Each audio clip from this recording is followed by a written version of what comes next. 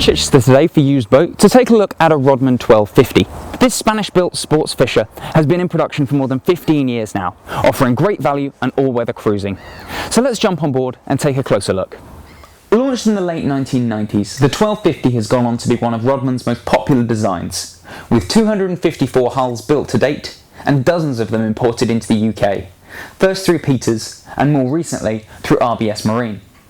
And far from the stereotype of floating gin palaces, these are utilitarian boats that are built to be used in any conditions. We've spoken to Rodman owners who cruise through gale-force winds and snowstorms as far north as Iceland and Greenland. As you might expect from a model with such a long production run, the engine options on the Rodman 1250 have evolved over time. Early models came with twin shaft-drive Volvo Penta TAMDs, giving 430 horsepower per side. However, in 2007, when Volvo launched IPS, everything changed. Rodman even partly redesigned the hull around IPS 500, and this resulted in 33% greater fuel efficiency and a top speed of close to 40 knots. Other models have been made available with Yanmar setup, ranging from 340 to 440 horsepower, although these are very much in the minority.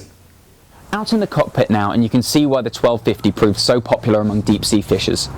There's plenty of room for fitting associated extras, like a live bait locker, clean down station and fishing rod holders.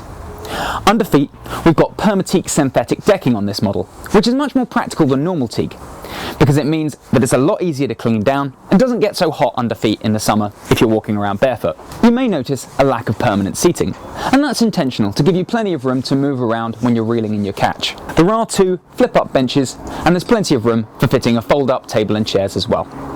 This model is an IPS model, as I mentioned earlier, and one of the advantages of that is excellent engine access through the four chunky underfloor hatches here. Also, there's less noise in the saloon when you're going along. Down here in the accommodation space, and it's pretty much what you'd expect from a 42-foot sports fisher.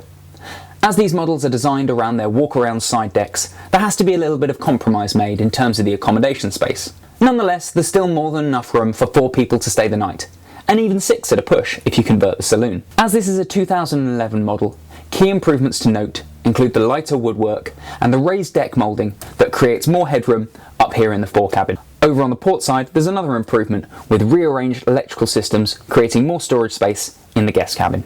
As you can see, we're in the galley area now, and there's not a huge amount of space, but we like what Rodman has done with it. There's storage pretty much every nook and cranny, and the microwave is nicely sited at eye level. One small criticism, however, is the lack of fiddles and shelving on the storage lockers. If you're out in a rough sea, you could easily see things falling out of these cupboards. We're up on the Flybridge now, which is where you're likely to spend most of your time driving the boat from. As you'd expect, all-round visibility is excellent, and this overhang helm position means you can easily see the back corners of the bathing platform when you're mooring.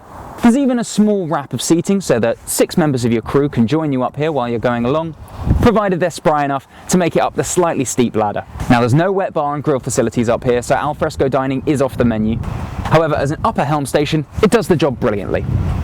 So there you have it, that's our quick roundup of the Rodman 1250.